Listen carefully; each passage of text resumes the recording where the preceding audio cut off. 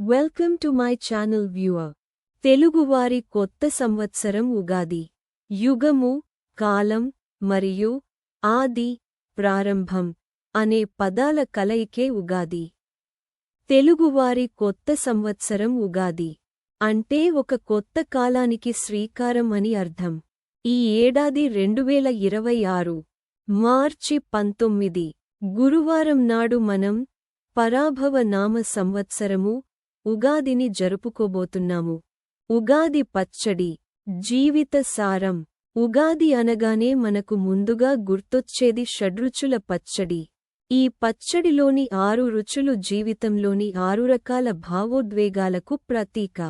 రుచి, పదార్థం, ఆనందం, సుఖం, చేదు, వేప పువ్వు, బాధలు, కష్టాలు, పులుపు, చింతపండు, అసహ్యం, నేర్పుగా వ్యవహరించడం, వగరు, కొత్త మామిడి ముక్కలు, కొత్త సవాళ్లు, ఆశ్చర్యాలు, కారం, పచ్చి మిర్చి, మిరియాలు, కోపం, ఉద్వేగం, ఉప్పు, భయం, ఉత్సాహం. ముఖ్యమైన సంప్రదాయాలు: తైలాభ్యంగన స్నానం.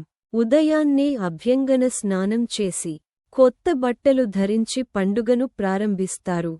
ముఖ్యమైన సంప్రదాయాలు: మంగళ తోరణాలు.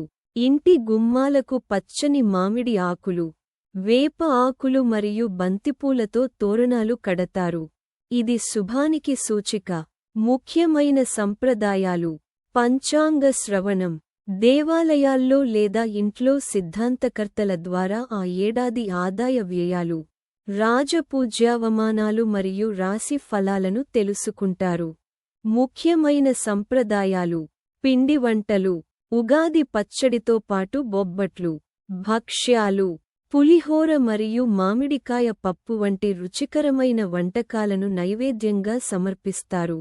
ఆధ్యాత్మిక విశిష్టత. పురాణాల ప్రకారం బ్రహ్మదేవుడు సృష్టిని ప్రారంభించిన రోజు ఇదేనని నమ్ముతారు. ప్రకృతి పరంగా చూస్తే చెట్లు చిగుర్చి, కోయిల పాటలతో వసంతకాలం రాకను ఈ పండుగ చాటి చెబుతుంది.